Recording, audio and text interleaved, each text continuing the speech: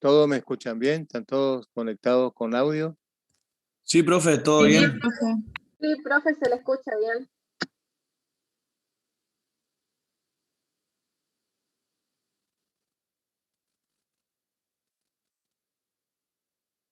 Muy bien. Hoy vamos a empezar con un tema que son las llamadas enfermedades transmisibles. ¿Alguien tiene idea de qué se trata? Enfermedades transmisibles.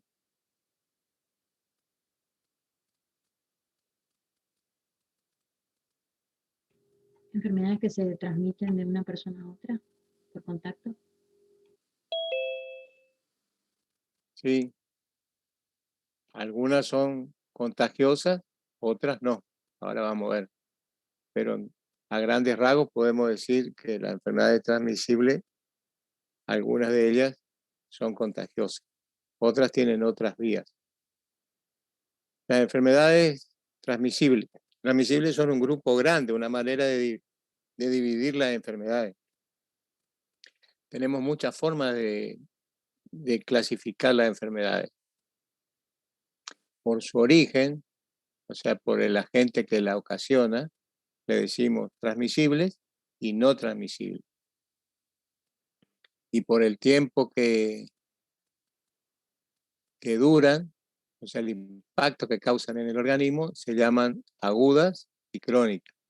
Agudas son las de aparición brusca, que duran un tiempo y se van al poco tiempo, que pueden o no dejar secuelas. Y las crónicas son a largo plazo, suelen durar toda la vida, suelen ser incurables y suelen avanzar hacia cierto grado de discapacidad, que esa la vamos a ver en la próxima clase. Vamos a ver ahora entonces las transmisibles, que no son ni agudas ni crónicas. Algunas son agudas y otras son crónicas. Le voy a compartir algunas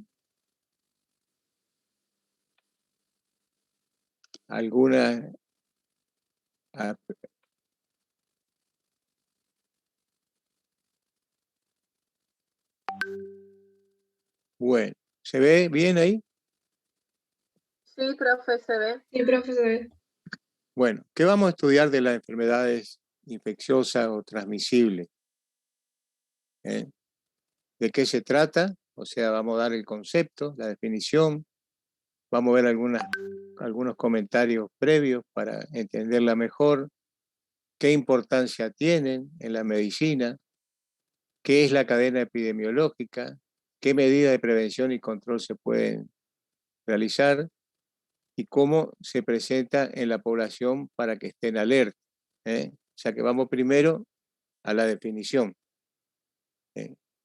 Enfermedad transmisible llamamos a cualquier enfermedad que es causada por un agente concreto. Es algo concreto que genera esa enfermedad. O sus productos tóxicos. Hay microorganismos que no hacen nada en sí mismos, sino los productos tóxicos que generan, que liberan. Por ejemplo, el tétano es así, larga una toxina que es la que produce la enfermedad. El agente en sí no enferma. Entonces, es producida por un agente específico o el producto tóxico que éste genera, libera.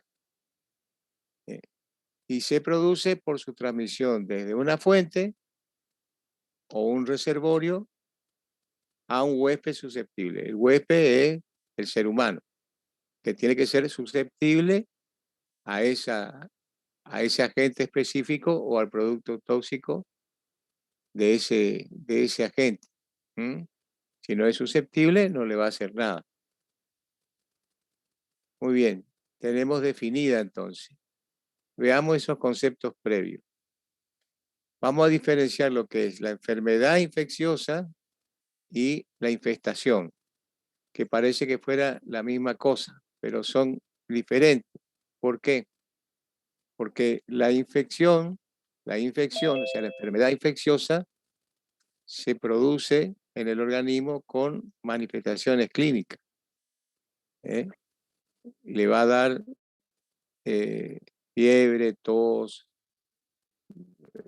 cualquier otra cosa va a afectar a algún órgano. Y ese órgano se va a expresar, como hablamos tantas veces, con su idioma. Con la vía urinaria, en el estómago, en el hígado, donde sea, va a ser efecto de lo que la fisiología se altere o la anatomía en ese órgano. Eso sería la enfermedad infecciosa, que es cuando invade el microorganismo, invade el agente infeccioso, invade el organismo y por lo general se multiplica en una persona, en un huésped que sea susceptible a ese organismo. Van siguiendo, esa es la enfermedad infecciosa, ahí se constituye la enfermedad infecciosa. La aparición, o sea, la invasión de un agente infeccioso que puede ser básicamente 4. Hay más que después vamos a ver, pero hay 4. ¿Saben cuáles son?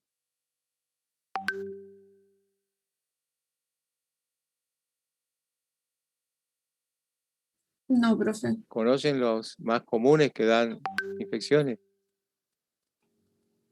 Bacterias, Bacterias, virus, hongos. y parásitos. Bacterias, parásitos, ¿qué más? Virus Ujú, y virus. hongos. Muy bien. Básicamente son esos 4. Bueno, en cambio la infectación, esto que hablamos hasta ahora es la enfermedad infecciosa, la infección.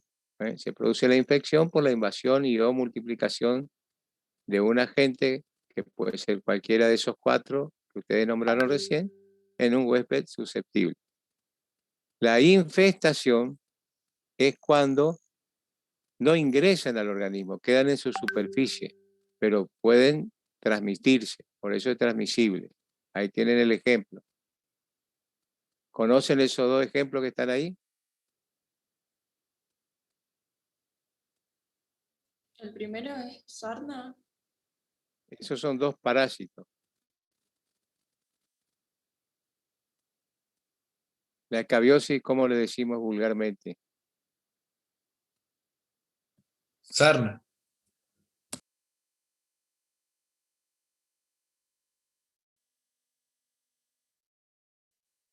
¿Me escuchan o se trabó?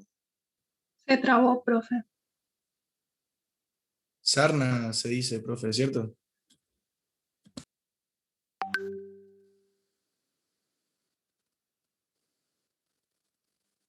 ¿Se está escuchando o está trabado? Ahora sí se le escucha, Sí, profe. profe, se le escucha.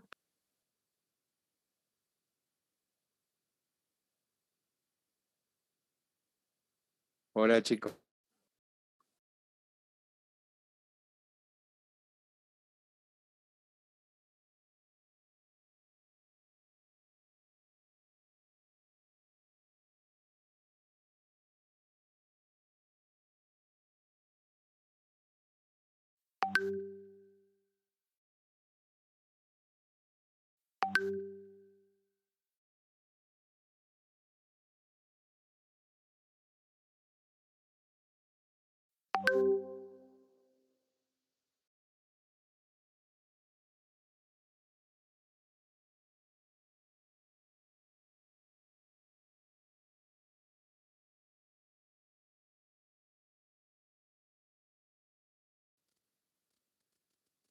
¿Ahora se ve? Sí, profe. Se le escucha, pero no se ve nada, profe.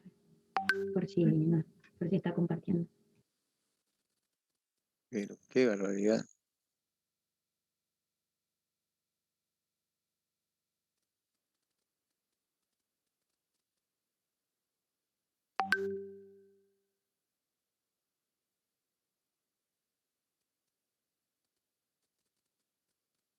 ¿Ahora sí se ve?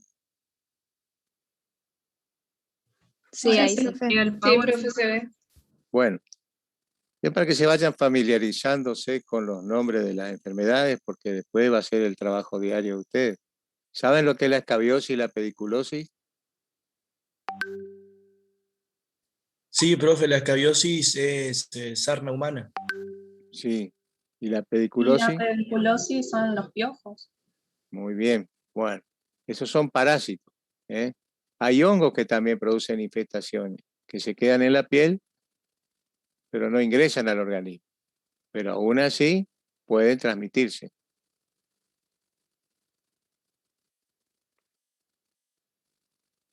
Bueno, seguimos. ¿Seguimos? ¿Hay preguntas? Seguimos, no hay profe. preguntas. Bueno, le voy preguntando porque no veo si se corta. Muy bien. La enfermedad infectocontagiosa, entonces, son las infecciones que se transmiten por contacto directo de persona a persona. Deja afuera otras vías de transmisión. Por ejemplo, hay enfermedades que son infecciosas, pero no son transmisibles de manera directa. Por ejemplo, el tétano. ¿eh? El tétano se adquiere de otra forma, pero no lo transmite de una persona a otra. Es infecciosa porque una toxina, como les dije hoy, una toxina de un microorganismo, de una bacteria, es lesiva para el organismo humano, ingresa al organismo y produce una enfermedad. Entonces, es infecciosa, pero no es contagiosa. Infecto contagiosa es cuando una persona es capaz de contaminarle a otra de manera directa. La infección, que es la infección del huésped en el ser humano, es cuando tiene capacidad de invadir o de multiplicarse en un huésped susceptible. La colonización no es infección. Es la presencia de un agente en una superficie del huésped, pero que no produce ningún tipo de respuesta en los tejidos ni en la inmunidad. Por ejemplo, la flora normal. En la piel hay una flora normal, en el intestino hay una flora normal. Están ahí, en la nariz, en la boca, en todos esos lugares hay microorganismos que colonizan, pero no infectan, no producen respuesta de enfermedad en la persona. Incluso algunos son beneficiosos para el organismo, no solo que no enferman. Supónganse la Escherichia coli, que es una bacteria que coloniza el intestino, desdobla la vitamina B12, o sea, sin la cual no hay esa posibilidad de ese paso metabólico. ¿Me van escuchando? Sí, profe. Bueno, muy bien. Entonces tenemos infección. En la infección, acuérdense el concepto, hay una invasión y o una multiplicación de un agente en el huésped y produce una respuesta de defensa contra eso porque va a producir enfermedad. En la colonización, el agente no produce respuesta inmunitaria, en la colonización. Después tenemos la contaminación. La contaminación. Ve que vamos con distintos conceptos. La contaminación. es cuando aparecen cualquiera de estos 4 microorganismos, parásitos, virus, bacterias u hongos, en la ropa, en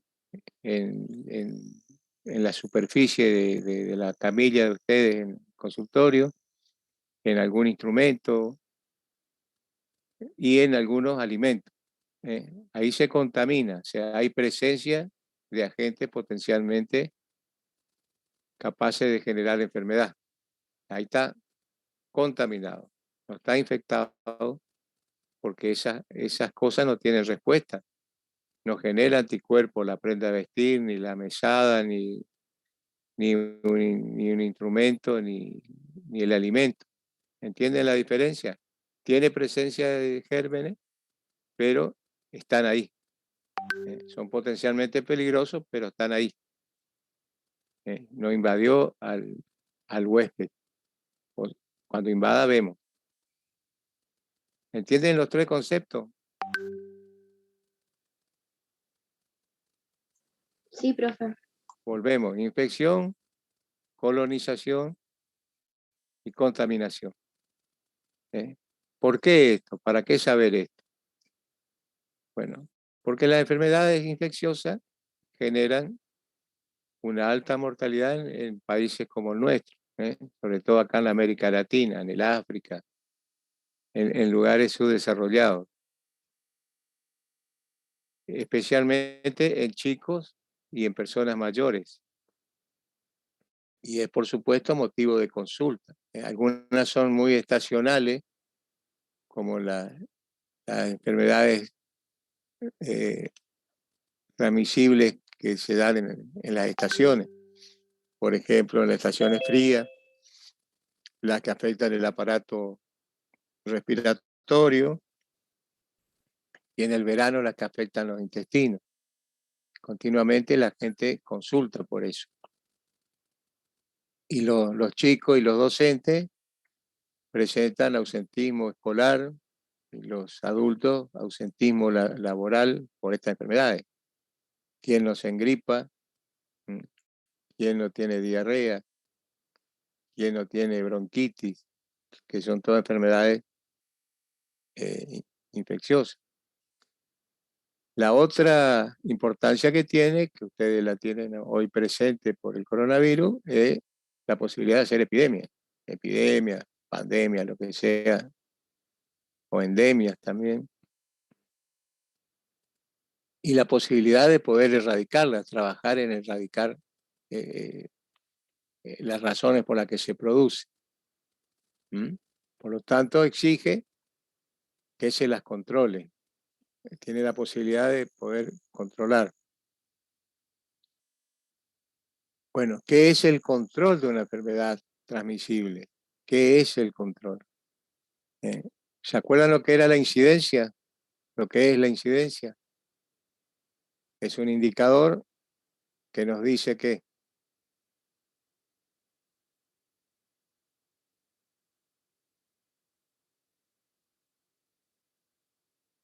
¿se acuerdan?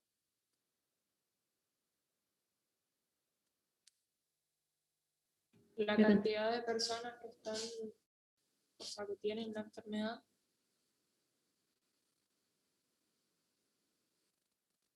El número de casos que existe de una enfermedad, la incidencia.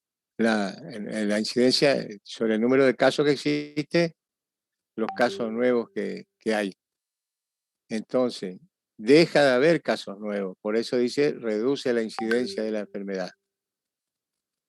Ese nivel de reducción ya nos dice que no hay tanto peligro como cuando la incidencia es grande. Cuando, fíjense con el coronavirus, si todos los días tenemos acá en Misiones 200 casos nuevos, o sea, una incidencia de 200, digo por decir un número redondo, cambia mucho si en el informe de esta noche hay un caso, y así va, uno. Se reduce la incidencia de casos y digamos que ahí está el control funcionando bien. Si la incidencia sube, el control, por alguna razón, no está muy bueno. La eliminación, o sea, el control es eso, bajar el número de casos nuevos. La eliminación es cuando ya no existen casos de la enfermedad, pero están las causas que lo generan. Supónganse, no hay casos nuevos de dengue, no hay incidencia de dengue, pero está el mosquito. El mosquito que lo transmite sigue estando entre nosotros. Por lo tanto, eliminamos la enfermedad, pero nada más.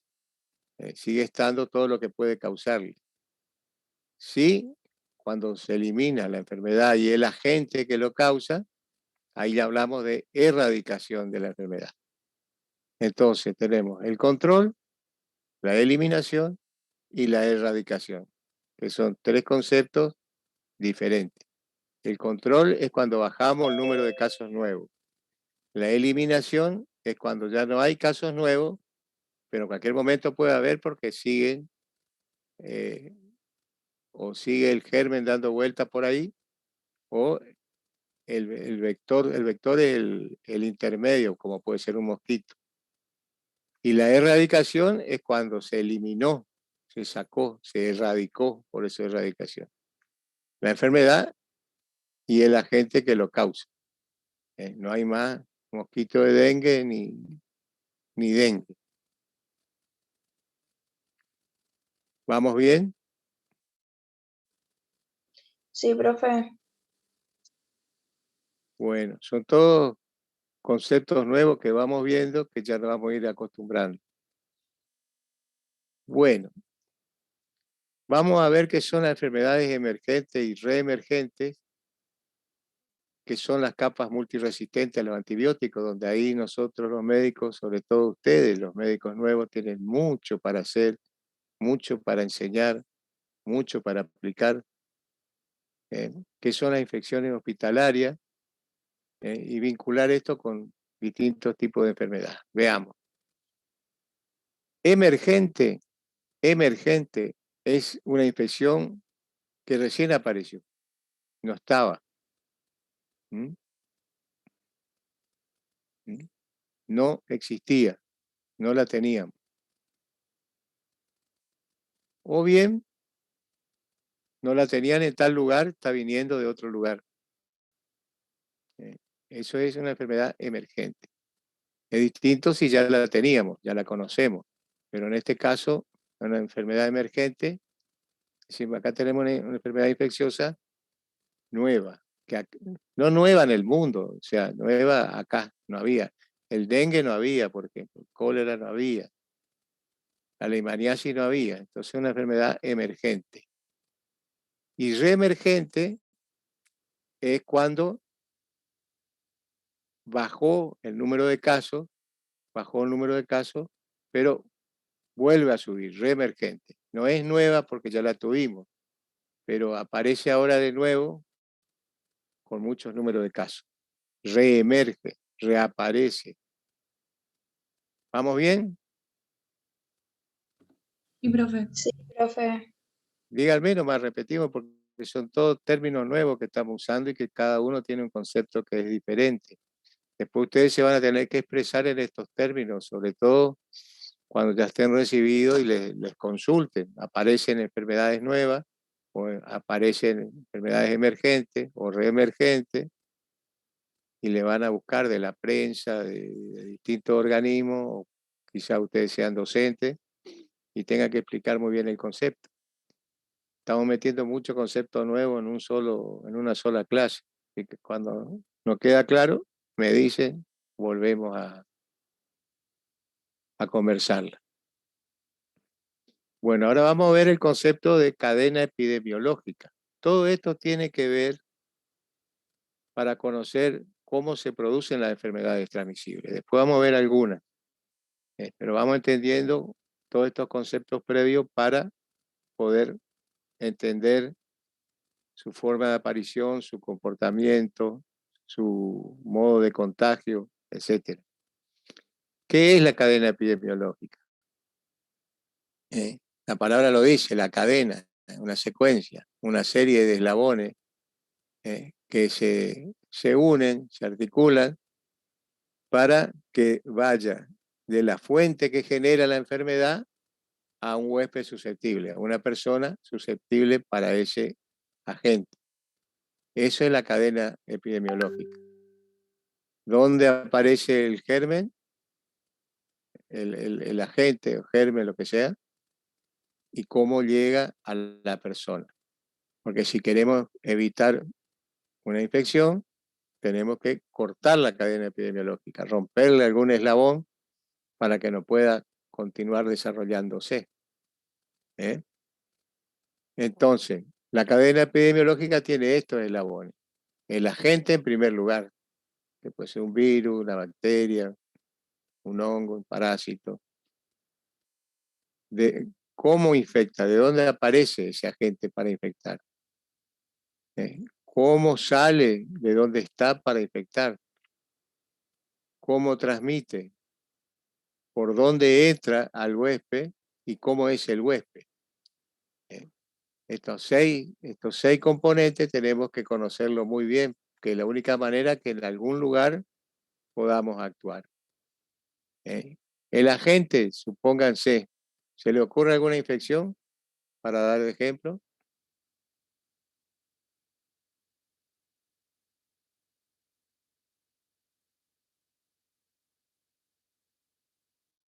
¿Puedes repetir la pregunta, profe? A ver qué agente se le ocurre para usar de ejemplo y seguirle la cadena epidemiológica.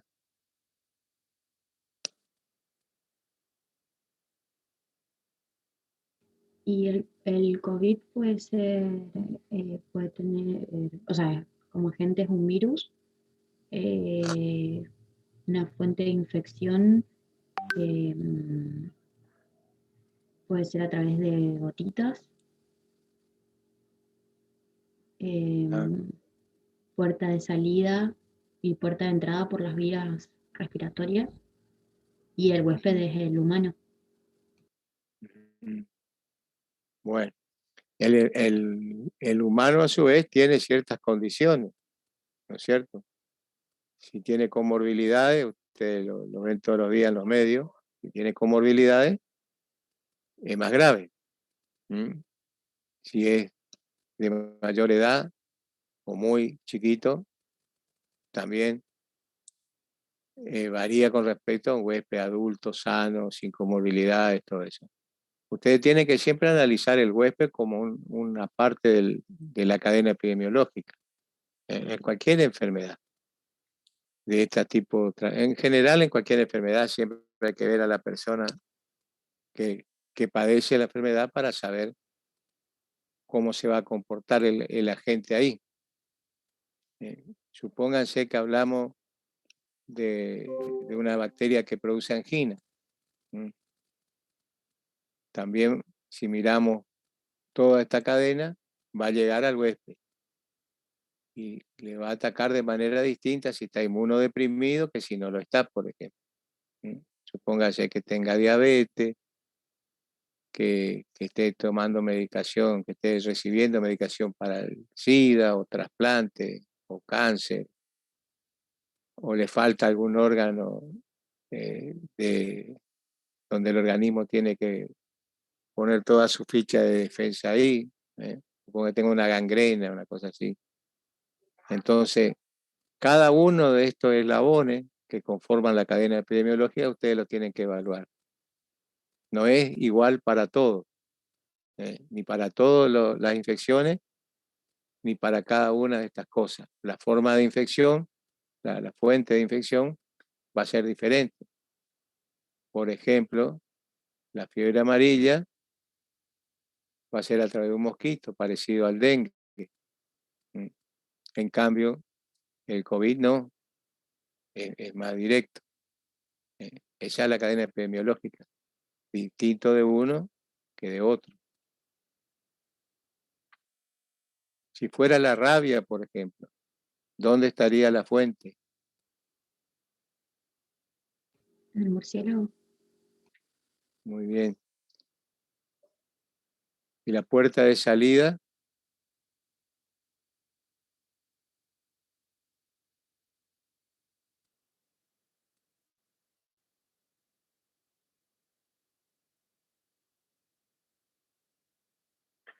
Bueno, en el caso del murciélago, la puerta de salida es la saliva del murciélago, que puede ir a un perro o a una persona. Le muerde, le genera la herida y por ahí mete la saliva que tiene el agente, o sea, la fuente de infección. La puerta de entrada va a ser una mordedura.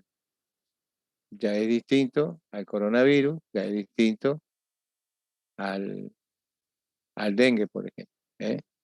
Van entendiendo que la cadena no es igual para todos, pero todas tienen estos eslabones. Ustedes tienen que analizarlo.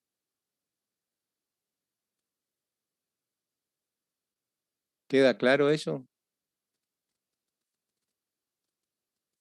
Sí, profe.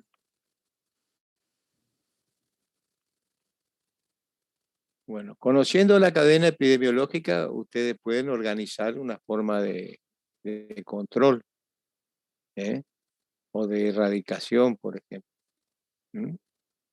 Por ejemplo, sin conocer la cadena epidemiológica, imposible, porque no sabemos dónde vamos a actuar.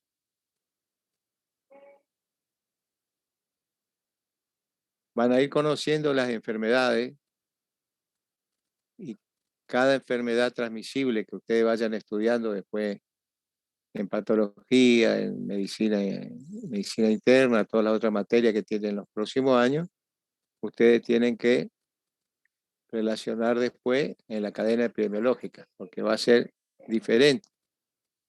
Lo que estamos viendo acá es un método para analizar cómo se infecta, desde que se conoce el huésped generador, o sea, la gente, hasta cómo llega el huésped.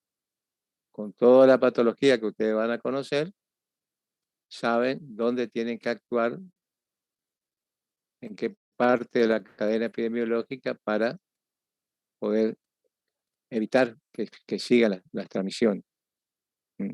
Por eso le dice ahí que hay que identificar en qué eslabón se puede interrumpir, y evitar que se siga propagando. ¿Estamos?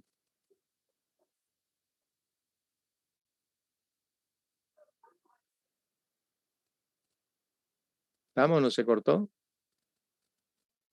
No se cortó, profe. No se cortó, profe. Se entendió. Bueno, muy bien. Entonces vamos al primero, ¿qué es el agente? Cualquier microorganismo. Microorganismo en el sentido de organismo chiquito, capaz de ingresar al cuerpo humano, porque hay parásitos que se ven a simple vista, no son micro de microscopio, pero tienen capacidad de ingresar al organismo. Cualquier microorganismo, del tamaño que sea, que tenga la capacidad de producir una enfermedad, de infectar a la persona. Y que ahí le da algunos ejemplos, que lo charlamos ya varias veces. Acuérdense que hay parásitos que se ven a simple vista, la lombriz solitaria la ven a simple vista, y así muchísimo, sobre todo las intestinales. ¿Qué características tiene la gente? Bueno, uno, el tamaño que recién dijimos, la forma, la composición química, etcétera, que hace que sea potencialmente con capacidad de infectar. La composición química nos dice, por ejemplo, si tiene toxina o no tiene toxina, si es alguna proteína que tiene en su composición anatómica el agente, o larga algún líquido químico que es potencialmente enfermador, digamos así, del huésped. ¿Cómo se comporta ese agente en el huésped?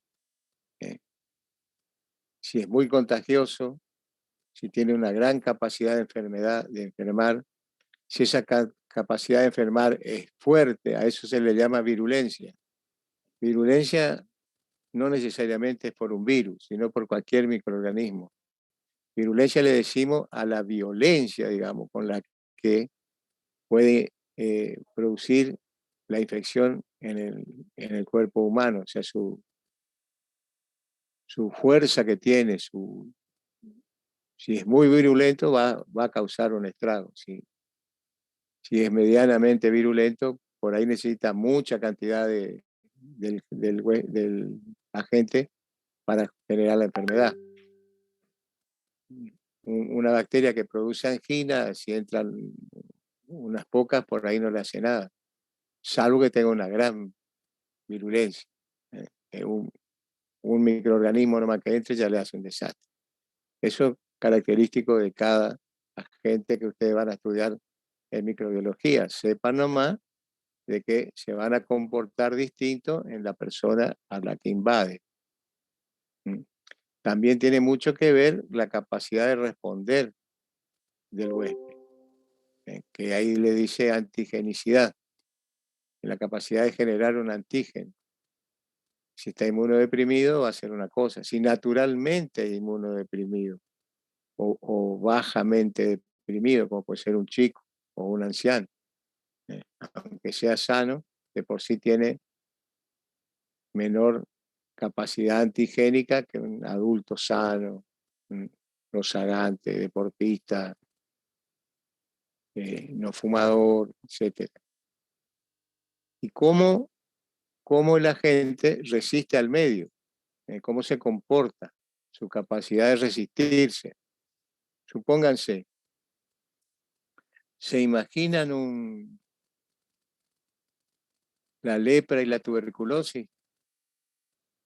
¿Oyeron hablar de esas enfermedades?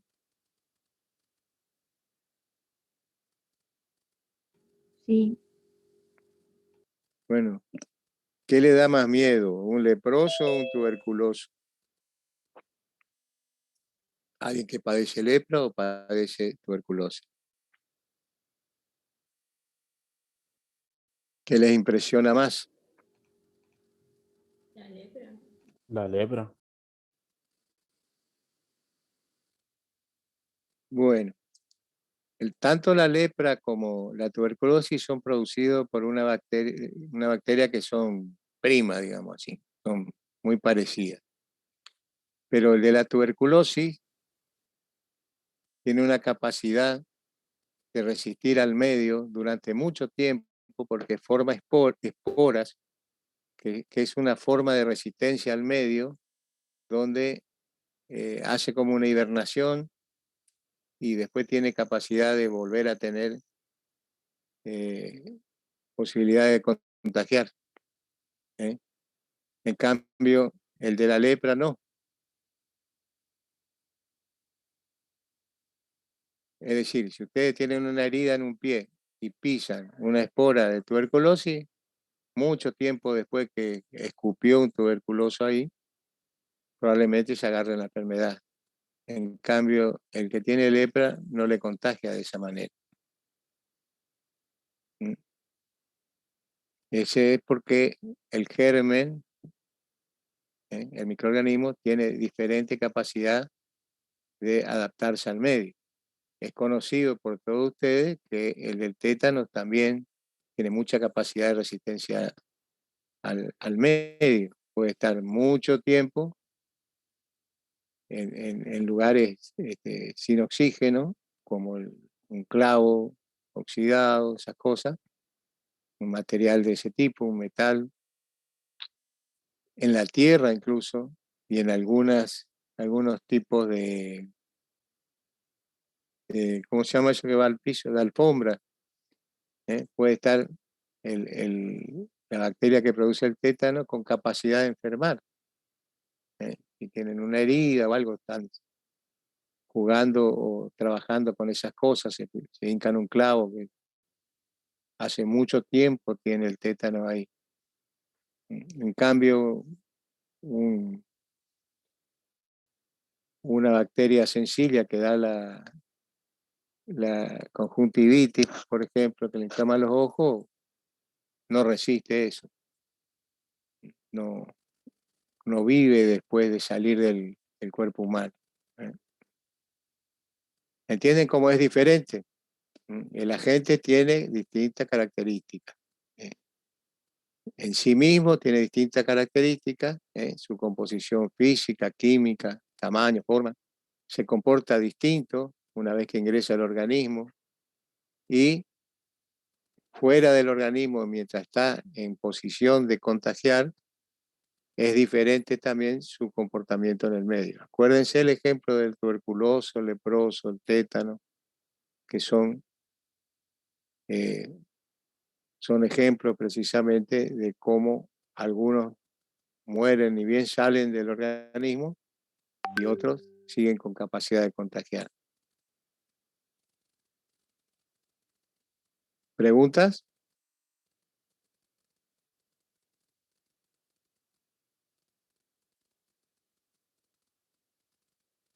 No, profe.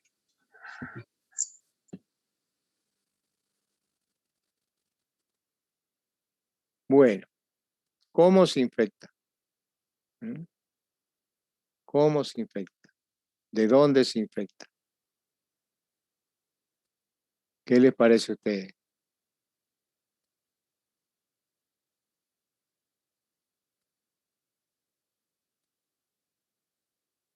¿Le dijeron alguna vez, cuidá esto, cuidá aquello, que ahí te podés contagiar?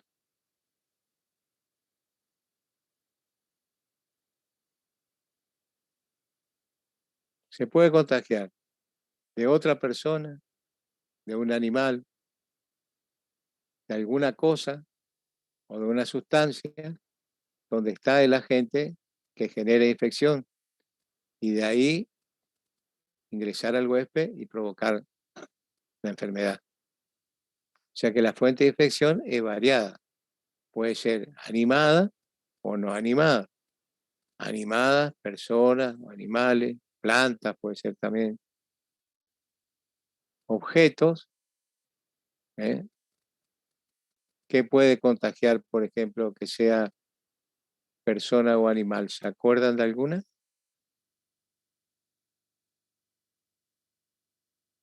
El dengue.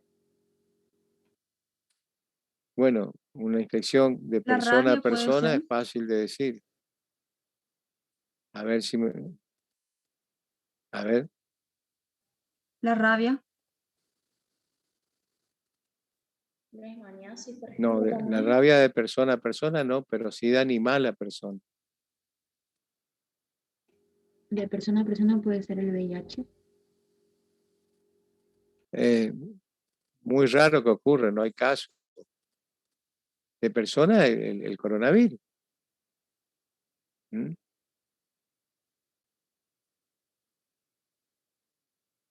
Y de objeto, bueno, muy bien, el tétano. ¿Y la sustancia?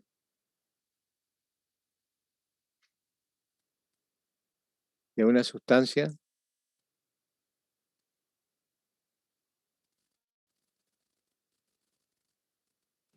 Fluidos corporales.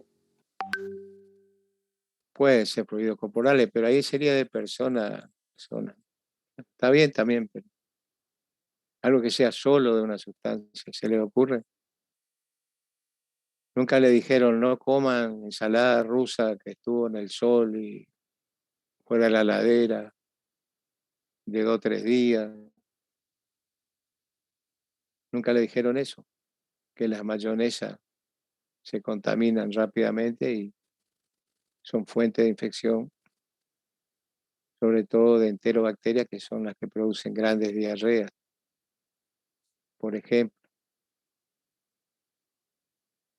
¿Escucharon hablar de eso? Sí, profe. Bueno, hay otra que casi nadie lo piensa, pero existe y es muy importante tenerla siempre presente, que es una fuente de infección de tipo de estancia, ¿sí? Que es una enfermedad que hincha las latas. ¿Vieron alguna vez?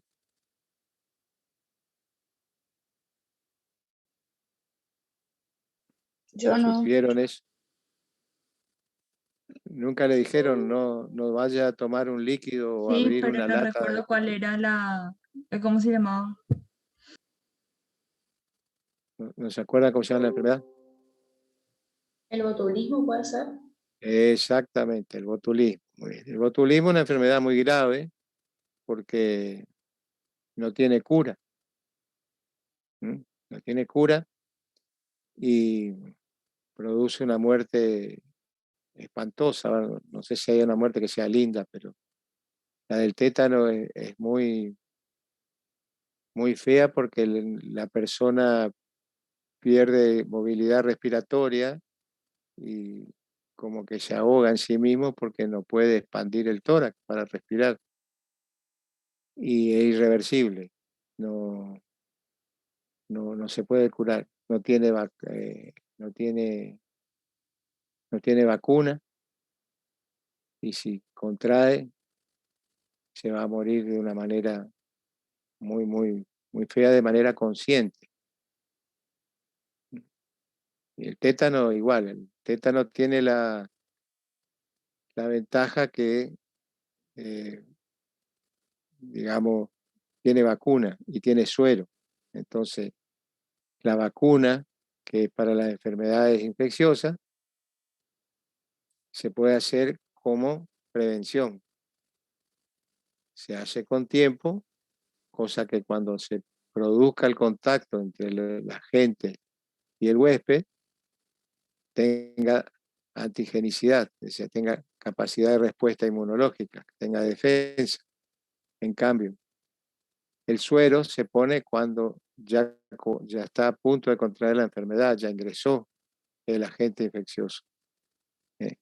Cuando se trabaja con latas, con clavos, con metales, con un hachador, supóngase, hachero, no sé cómo quieran llamarle, que trabaja con cosas filosas, metálicas, un carpintero, un herrero, esa gente, los mismos trabajadores de salud que se pueden pinchar una aguja contaminada con tétano.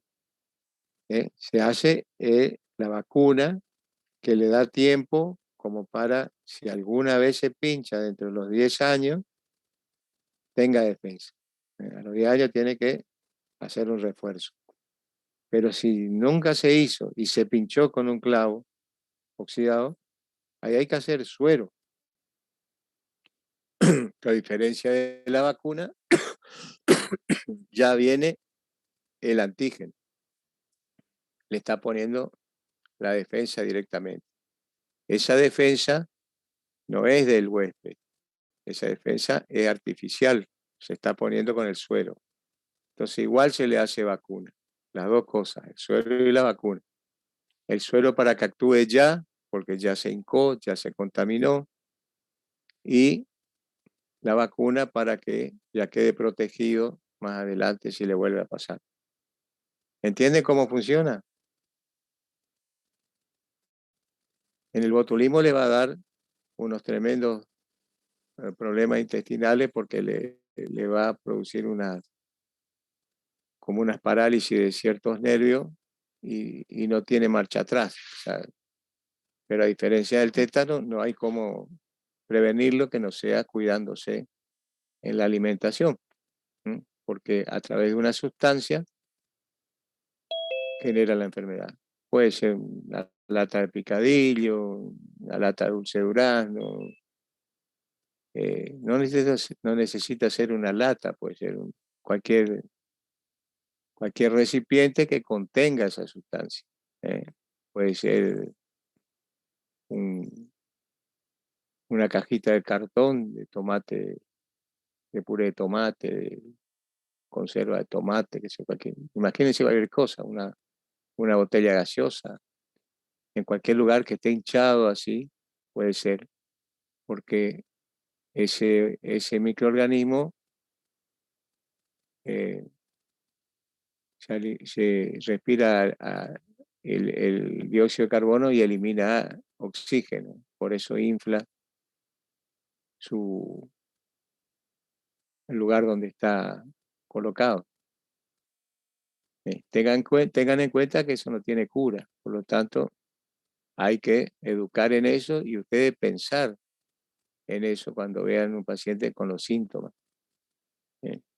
Consumiste algo que podía estar en mal estado, podía tener botulismo y a ver qué pueden hacer. Eso van a estudiar en otra materia. Pero la fuente de infección es una sustancia. El germen está ahí. Entonces puede ser cualquier cosa la fuente de infección. Otra persona, un animal, un objeto o una sustancia. Como le dije antes, la mayonesa también es una fuente de infección de una sustancia que es muy común. La salmonela era, Sí, la de la salmonela. mayonesa y el huevo. Sí, sí. Por ejemplo. Pero cualquier líquido puede estar contaminado. Un agua embotellada o un agua que viene por la cañería, por el agua corriente, puede estar contaminada. El tanque de agua de las casas puede estar contaminado. Son sustancias que son fuentes de infección. Pueden estar. ¿Lo entienden bien a esto? Sí, profe. Bueno, muy bien. La fuente de infección tiene dos aspectos principales. Uno es que actúe como reservorio. Ahí el agente infeccioso vive y se reproduce. Y sin eso no vive ni se reproduce. Es decir, la fuente de infección es el lugar donde vive y donde desarrolla toda su vida ese germen. Es un reservorio. Profe, Y el otro, en el caso del dengue, el reservorio sería el agua está estancada en algún recipiente. claro, Ah, ok. no exactamente el agua, sino la hojita esa. No sé si estudiaron bien eso todavía. Ya van a estudiar en enfermedad infecciosa. Es una hojita que flota en ese tipo de agua. Ahí es el reservorio. Pero sobre todo es el ambiente. Ahí está el bicho, pero ahí no se multiplica el caso del dengue. Se multiplica en el organismo. O sea, una cosa es el reservorio, que es donde está, vive, tranquilo, piola, ahí está el bicho siempre. Y otra cosa es el lugar donde solamente vive, ahí se encuentra cómodo, pero necesita al ser humano para reproducirse. ¿Entienden la diferencia? Por eso le dice reservorio donde la gente vive y se reproduce. Y en el ambiente es donde vive.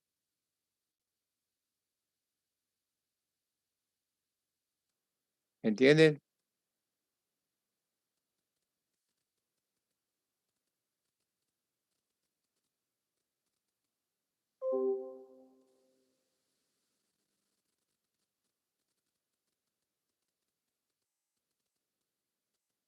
Bueno, veamos entonces. La fuente de infección siempre. ¿De dónde está el microorganismo? Reservorio humano. Puede ser de dos formas.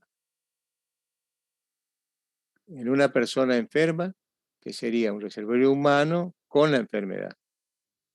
Y un hombre portador o una persona portadora está infectado, o sea, tiene el germen, pero no tiene los síntomas de la enfermedad. No le hizo efecto todavía. Está ahí de reservorio. Puede ser de momento nomás o puede estar siempre así. Con el coronavirus ustedes vieron que hay personas que tienen la enfermedad y personas que no, pero tienen el germen, que les manda a guardar 2 semanas igual que el que tiene, porque tiene capacidad de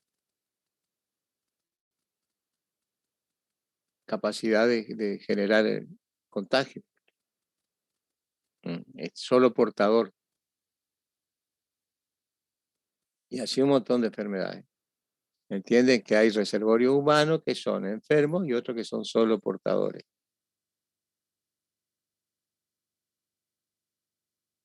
Son las dos posibilidades para un reservorio humano.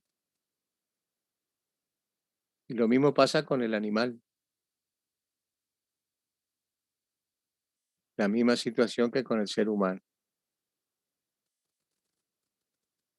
¿Vamos bien? ¿Nos están mareando con tanto concepto nuevo? Bien, profe. Bueno, ahora vamos al punto de salida, a la puerta de salida. ¿Cómo sale de la fuente? ¿Cómo va a ir a infectar a alguien?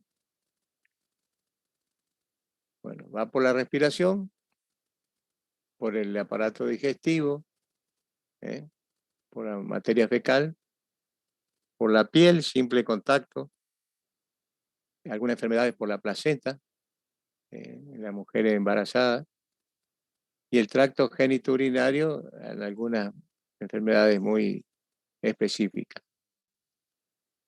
¿Cuál se le ocurre del aparato respiratorio?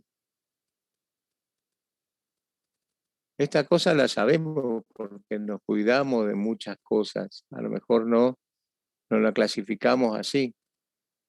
Estamos ordenando acá para entender mejor cómo sale un microorganismo de algún lado para contagiar a una persona.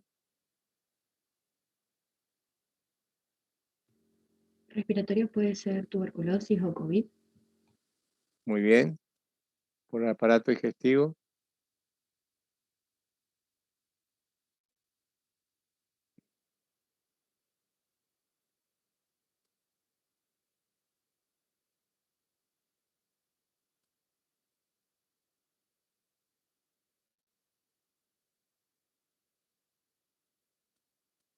Recién dijeron una. COVID. No, el COVID no. Recién dijimos la de la mayonesa. La La salmonela. salmonela. Uh-huh. Se elimina por las heces. Cualquiera que coma eso, come porque se contamina, no porque va a comer eso. Cuando estudiamos la historia de la epidemiología que les dio la doctora, había una que salía del aparato digestivo. El cólera. Claro, cólera.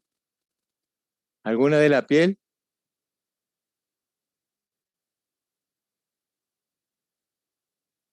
La lepra puede ser.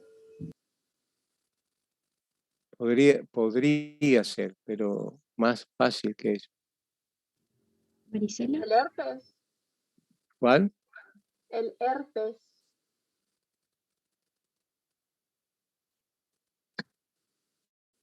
Podría ser también, pero hoy dimos dos bien fácil. ¿Qué contacto de piel genera eso? Claro, claro, sí. Está bien. La escabiosis y la pediculosis. Pero sí, sarna. ¿Y el Hola, ébola? doctora. Ahí le estuve escuchando atentamente, doctor. Uh-huh. ¿Y el ébola? A ver. Vamos a dificultar un poquitito lo simple.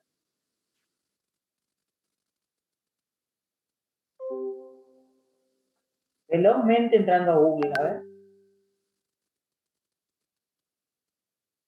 ¿Cómo se contagia el ébola? Pongan en el buscador y en Wikipedia les va a alargar la información. El Con los ébola por la sangre. resultados rápidos del Google, a ver. Por la mordedura o picadura de animales o insectos. El ébola. A través del contacto con secreciones. ¿Cuáles? La sangre. La sangre también. Todas las secreciones. Cualquiera, inclusive las cadavéricas. O sea, para que ustedes vean que hay diferentes maneras en que los gérmenes llegan a contagiar, llegan a infectar en realidad a otro ser humano. Por eso, en el Congo, donde el ébola es una enfermedad endémica, ¿te le dice, Mario, el pedacito que yo no escuché lo que es una endemia? Todavía no llegué a eso. Ah, bueno, es una enfermedad endémica, nos van a buscar entonces, otra palabra nueva del glosario técnico de la asignatura y de microbiología, capaz que ya van a saber. El micro seguro que saben, ya habrán dado lo que es una endemia. Es una enfermedad endémica en el Congo. Tienen la costumbre, o sea, su cultura de cultura fúnebre. Entre sus culturas fúnebres se incluye envolver a los cadáveres y tenerlos en las casas. Entonces, en esa manipulación del cadáver se contagian otras personas. Y es tan endémico el ébola en el Congo que la mortalidad ya no es 100%. O sea, fueron ellos generando anticuerpos de alguna manera, que no es que se infectan 100 y se mueren 100 como nos pasaría a nosotros. Por eso yo ya les comenté, creo que esto en otra clase, que cuando nosotros nos capacitamos hace 5 años, más o menos 6, que hubo una alerta de ébola, porque vino alguien en un avión a Brasil que había venido de la zona donde había circulación viral, entonces se generó la alerta en toda la región, ¿no? Y nos preparamos, hicimos los simulacros, etcétera. Busquen y van a encontrar en el Google los simulacros de ébola que se hicieron en el aeropuerto, en la escuela. Y ahí justamente lo que se mencionó fue que las personas de los agentes de salud se contagiaban al momento de sacarse la ropa. O sea, no la ropa, el equipo de protección personal que se utiliza para trabajar con esos pacientes. Porque todas las secreciones contagian. Y es diferente a lo que sucede con el COVID, digamos que ya escuché que el doctor le estuvo mencionando, que se contagia de persona a persona. Igual que el ébola, pero de diferente manera. Para que ustedes vayan entendiendo que el caminito epidemiológico que hace cada uno de los gérmenes es muy importante para poder determinar en qué momento podemos actuar. Y está la posibilidad de una vacuna, si no está la posibilidad de una vacuna, ahí va. Si no está la posibilidad de una vacuna, algo tenemos que hacer para frenar la posibilidad de que la infección llegue al ser humano. ¿Sí? ¿La varicela se contagia por vía aérea? La varicela se contagia por secreciones y porque por eso se contagia, o sea, la mayoría de las infecciones en la infancia tienen algún componente respiratorio. Entonces se contagia por las secreciones, por eso es previo a la aparición de las lesiones, secreciones respiratorias, y después se contagia. A ver, ¿en qué momento contagia la varicela? A partir de las lesiones de la piel que también contagian.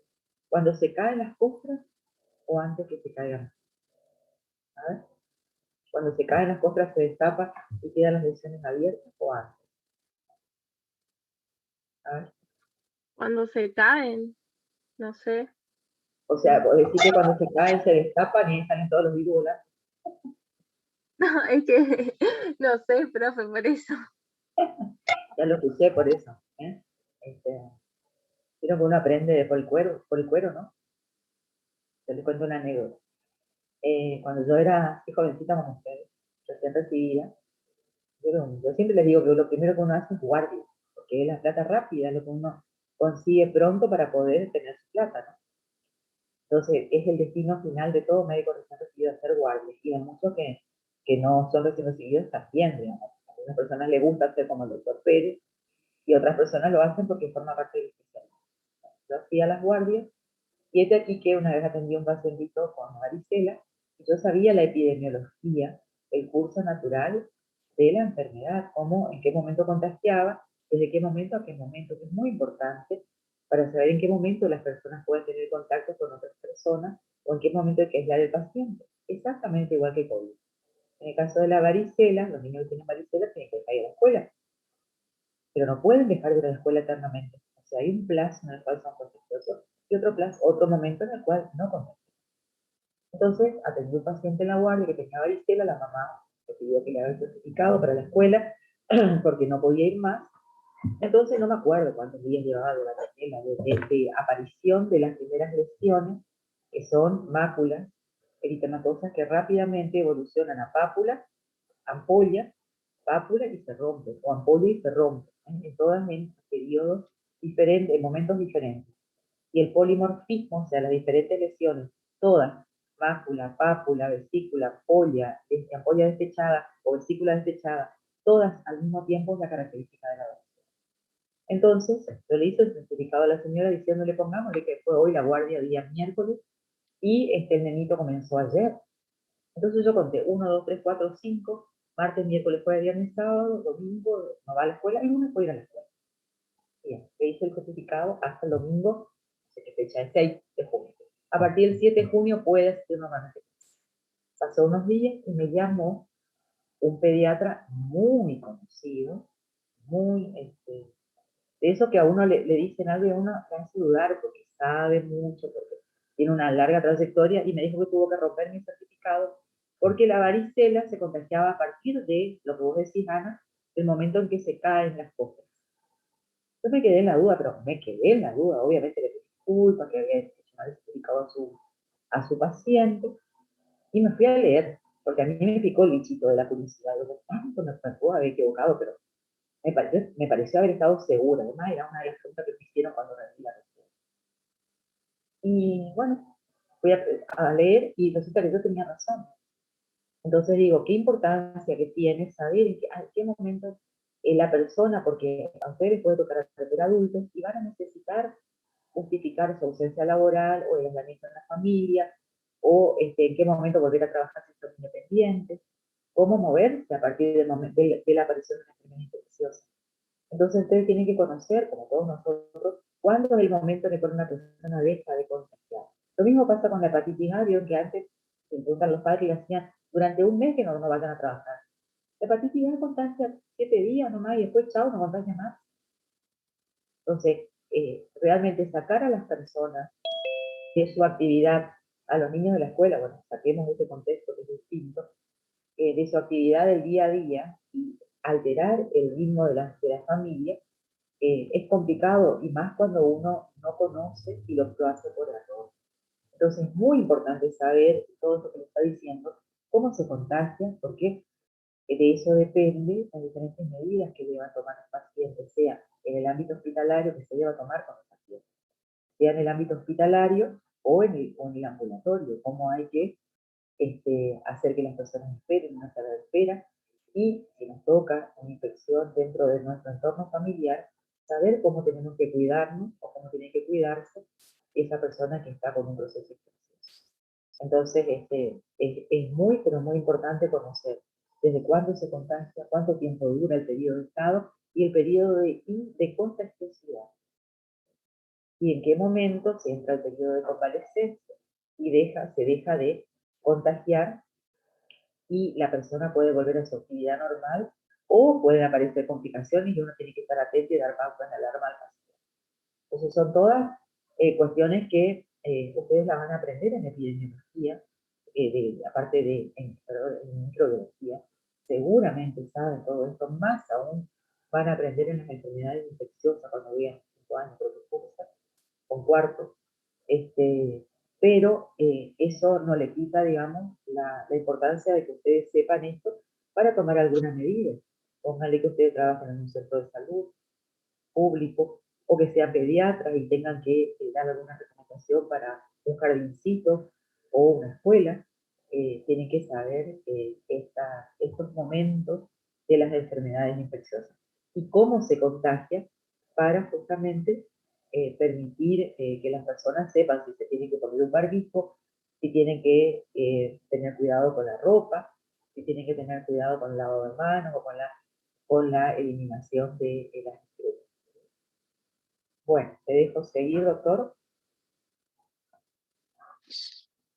Se me cortó un segundito recién, no sé si lo dijiste, pero a raíz de eso, de no conocer los tiempos de contagio de la enfermedad, por ejemplo, con la hepatitis, durante 100 años o más, se le dejaba 3 meses a la persona en cama. 3 meses, si no más. Perdía el año en la escuela, perdía el trabajo. Imagínense una persona encerrada que está bien, pero decía que tenía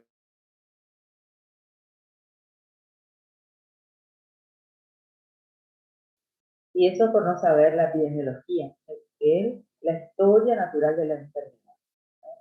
Entonces, pasó de todo, no les digo que no van a saber, obviamente, todas las enfermedades infecciosas, es imposible acordarse, pero al menos las que son más frecuentes y aquellas con las que ustedes día a día se pueden encontrar. Si están en una guardia general, difícilmente les toque conocer la epidemiología de las fiebres de las montañas rocallosas que existen en la fiebre hemorrágica. Difícilmente tengan que saber eso, salvo que trabajen en Estados Unidos. Pero sí tienen que saber, por ejemplo, la epidemiología de sacarillo, de dengue, de las diferentes enfermedades infecciosas que son las que nos tocan en la sangre. El dengue, ahora el coronavirus, la leishmaniasis, las otras enfermedades comunes, la gripe, la influenza, es la más común de todas las infecciones. Todos los años. Se me fue un poquito. Sí, ahí está, ahí te estamos escuchando, Mati. ¿Está? Está. No, le decía, no sé hasta dónde se me escuchó, decía en la zona selvática no podían dejarle 3 meses en la guerra a los soldados, 3 meses internados en hospital de campaña, en carpas, en el medio de la selva. Entonces hicieron un estudio. Ponían una capacidad instalada que tenían, supónganse, 20 camas para hepatitis, paciente con hepatitis, soldado con hepatitis. Se iban 20 a pelear igual en el mismo estado clínico y notaron que la evolución era exactamente la misma, que no cambiaba nada estar en cama que no estar en cama. Y ahí modificó mucho la visión que había de la enfermedad, de la capacidad de contagio, de la reacción del huésped respecto de la gente. Modificó todo. Me acordé de esto por el propio cuero que decía la doctora, en este caso de los soldados invasores ahí en Vietnam. Bueno, no sé qué estaban hablando porque a mí se me cortó. Yo les estaba diciendo a los chicos que es importante que conocer, que no van a saber la epidemiología o el curso natural de la enfermedad de todas las enfermedades infecciosas, o las infectocontagiosas, la zoonosis, como pasa por ejemplo con la rabia o con la leishmaniasis, en las cuales se llaman así porque hay un paso en el cual el agente causal de la patología pasa por un animal de otro reino, digamos, en este caso el ser humano, y a otro animal de reino. Entonces, que sepan conocer, que sepan cómo se desarrollan las enfermedades más comunes, una influenza, una neumonía, una gastroenteritis infecciosa, las enfermedades, bueno, lo que vos decías, Mario, la tuberculosis, el COVID, ahora, eso ya más o menos que la gente sabe más que nosotros. Y las más habituales del medio y de la especialidad en la cual ustedes se desempeñan.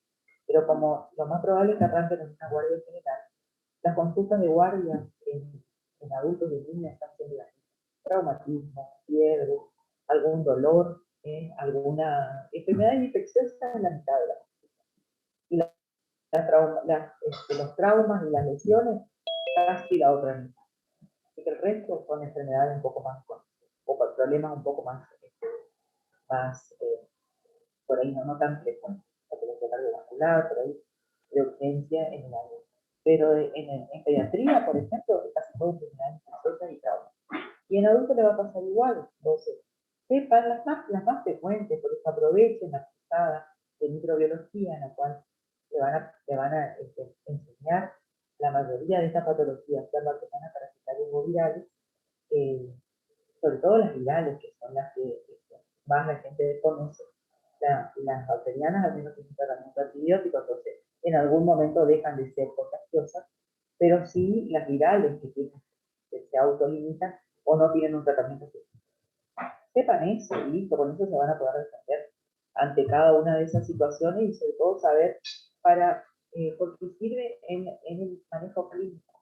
Conocer todo esto sirve para que uno le pueda decir al paciente, usted va a estar tantos días así, O sea, usted va a tener, qué sé yo, no sé, dolor, fiebre, mocos, diarrea, erupción, lo que sea, el síntoma más importante de esa enfermedad infecciosa, le puede durar tantos días. Es bueno que no sea anticipatorio, porque si no, a ese paciente que vos lo viste hoy a las 2:30 de la tarde, como mañana sigue con la erupción, con los mocos, con la diarrea, vuelve a la guardia. Y después a la noche vuelve a la guardia, porque nadie le dijo que va a llevar unos días hasta que el síntoma desaparezca. ¿Entienden? Entonces sirve para la práctica profesional del día a día ser anticipatorio. Como a uno le gustaría que le digan qué va a pasar con uno si uno tiene un problema X. ¿Cuánto tiempo me va a doler? ¿Cuánto tiempo voy a tener que usar esta férula? ¿Cuánto tiempo, una vez que empiece el tratamiento, cuánto tiempo tarda el medicamento en hacer efecto aproximadamente? Entonces uno le da pautas de alarma. Si pasado X cantidad de tiempo usted tiene esto, aquello, lo otro, consulte de nuevo. Si sigue teniendo esto, quédese tranquilo porque es parte del curso de la enfermedad. Sirve para el día a día. Y calma los ánimos de los pacientes y evita la reconsulta en casos que realmente vuelven porque no tienen información. A pesar de que el doctor Google está, pero a veces no es tan fácil filtrar la información y encontrarlo como quiere.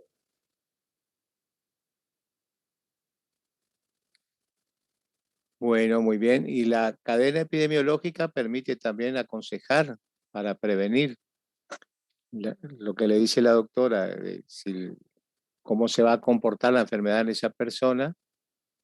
También la cadena epidemiológica que ustedes van conociendo, le va diciendo dónde se pudo haber infectado y qué cuidado deben tener sus allegados, sus convivientes, su familia, lo que sea, porque le dice dónde sale, si hubo reservorio,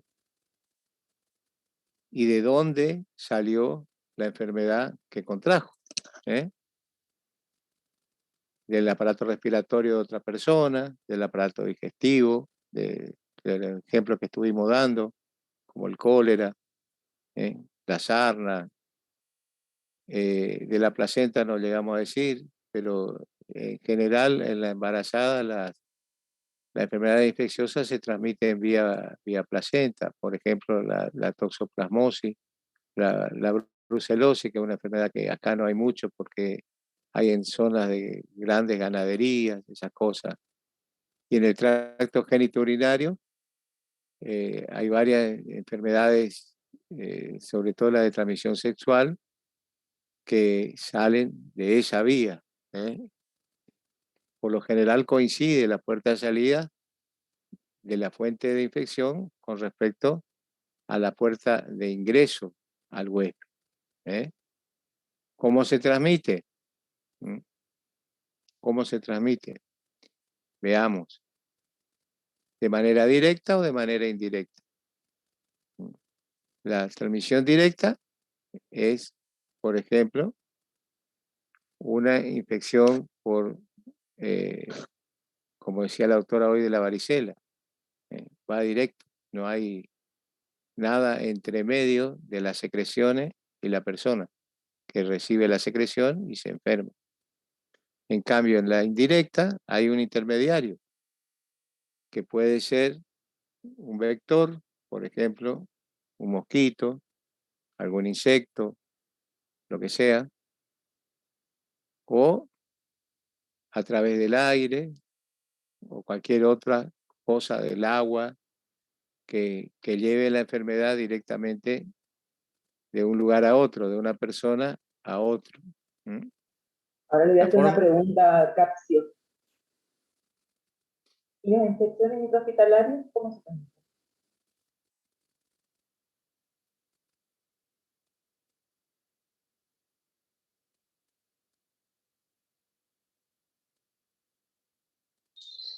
De manera indirecta. ¿Cómo sería eso? Usando al médico como transmisor, digamos.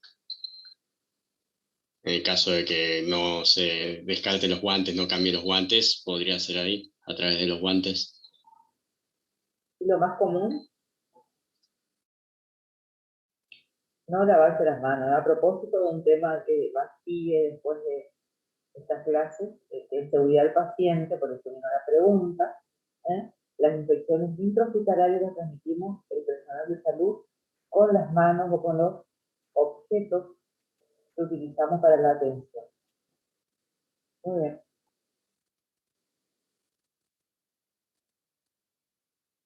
Bueno, ahí tienen ejemplos de transmisión directa, donde no hay intermediario.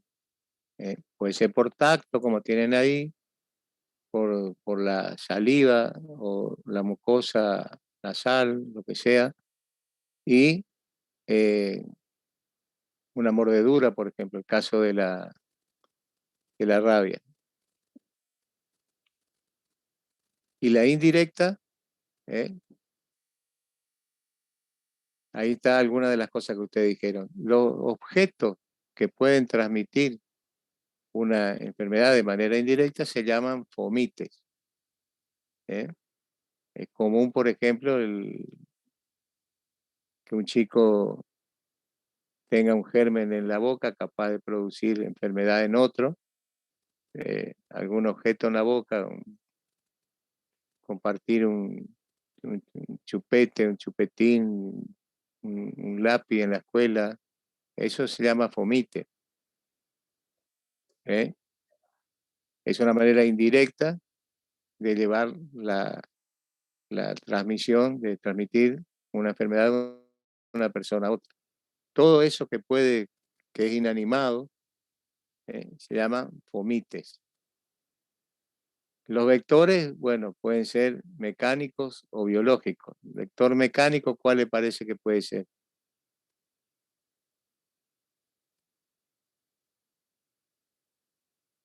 O biológico, ¿cuál puede ser? Habíamos dicho al principio lo que era un vector.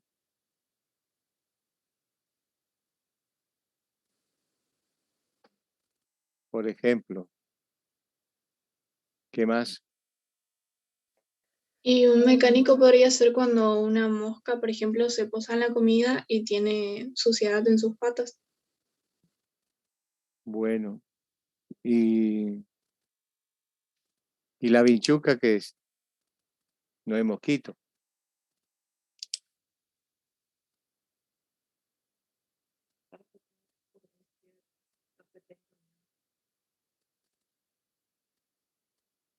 En gota. ¿Cómo transmite la vinchuca al ser humano el tripanosoma? Llueve. A ver. ¿Cómo es la cadena epidemiológica?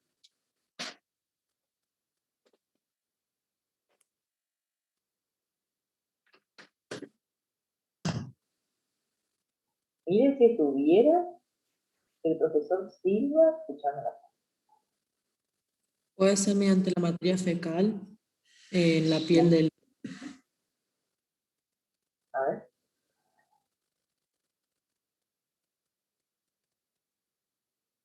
Zaira.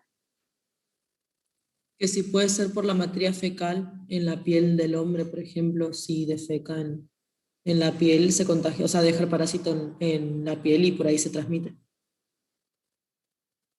Muy bien. Está en la piel y como pica, la persona al rascarse permite que los parásitos. Muy bien. Muy bien. ¿Y qué es? ¿Un fomite, un vector, un vehículo?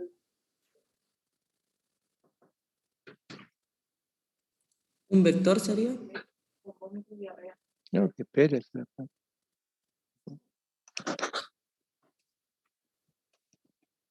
Falta 20 minutos, 15 minutos. Eso no. Que espere. Y por los alimentos contaminados. ¿Cómo se llama el grupo de enfermedades que se presenta por alimentos contaminados?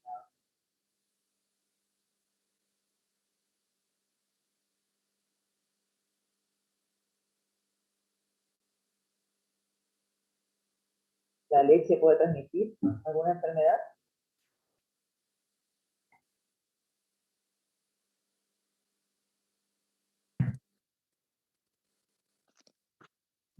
Sí, profe. ¿Cuál?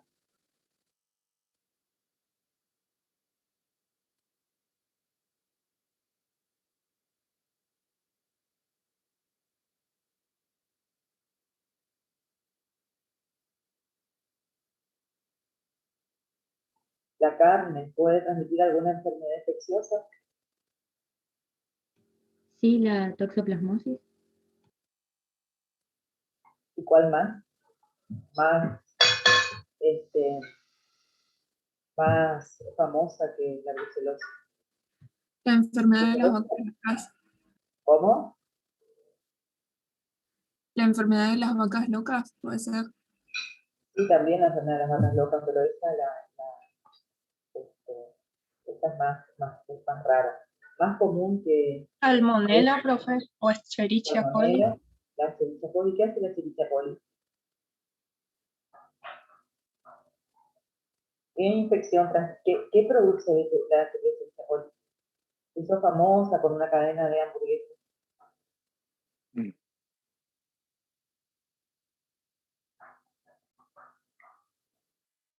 A ver. Tuvieron que ampliar los baños, capaz. ¿Qué pasó con la carne molida y las hamburguesas? ¿Escucharon hablar de una insuficiencia renal aguda?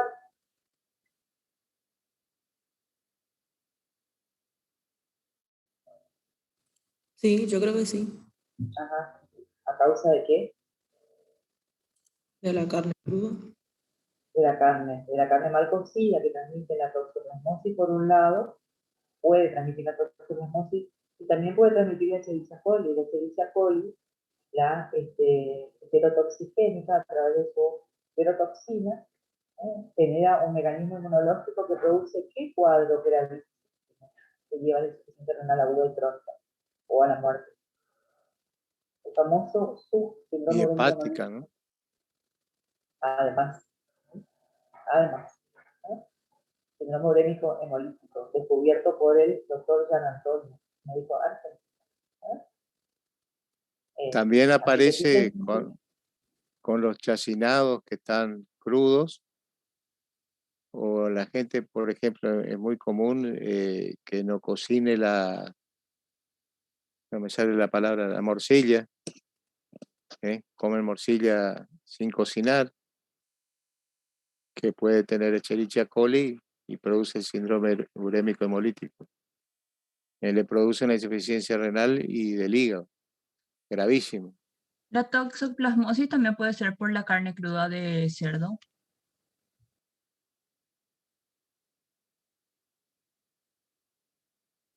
Sí, también. No escuché, se cortó. Sí, puede ser por la carne, en realidad es por todas las carnes mal cocidas, ¿no? Se puede transmitir el parásito. Por manipular con las manos, hacer tareas de jardinería sin manos protegidas.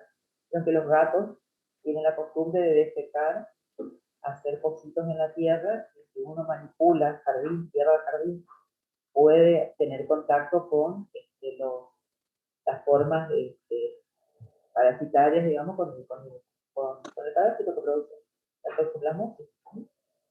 Esas son las dos maneras de contagiarse, ¿no? de infectarse. Y la leche y los alimentos contaminados forman lo que se llama enfermedades transmitidas por alimentos, aquellas que generan cuadros gastrointestinales severos generalmente. Son todas las enfermedades transmitidas por alimentos, este grupo de gérmenes que pueden, o bacterias particularmente, que pueden producir contaminación de alimentos.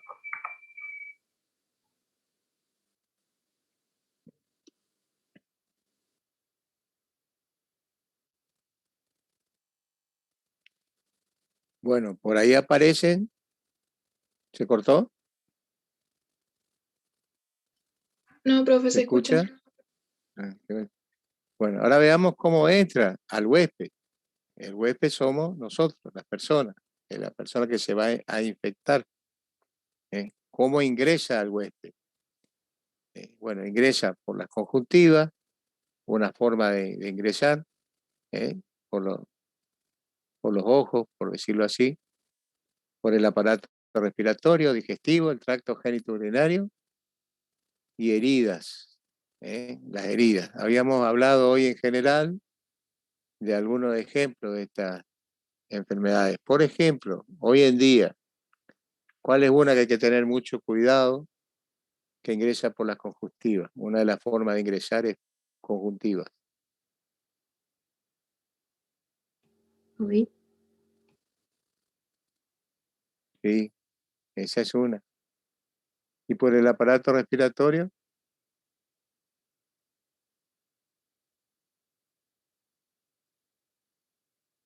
También el COVID. muy bien. Por el aparato digestivo,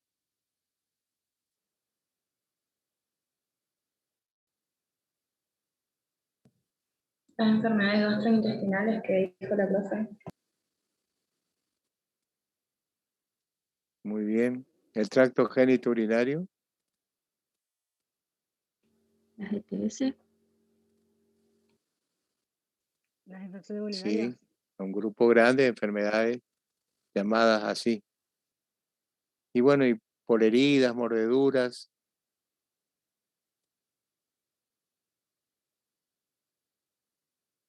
¿se acuerdan alguna? Rabia. Por ahí está ingresando la infección. Hoy estábamos viendo por dónde salía. La rabia, sí, está bien. Bueno, y finalmente dentro de esta cadena epidemiológica, que es la cadena de contagio, tenemos el huésped.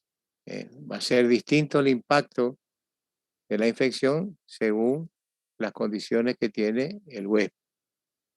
Estas condiciones tienen que ver, como les dice ahí, por los años que tiene, por la edad, por el estado en que está, el estado nutricional, cómo vive y las condiciones laborales en las que está, si es más susceptible, menos susceptible, si tiene capacidad de defensa, menos defensa, si tiene resistencia, tiene inmunidad.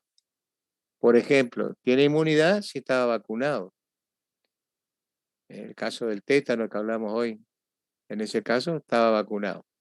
No, la inmunidad estaba dada artificialmente.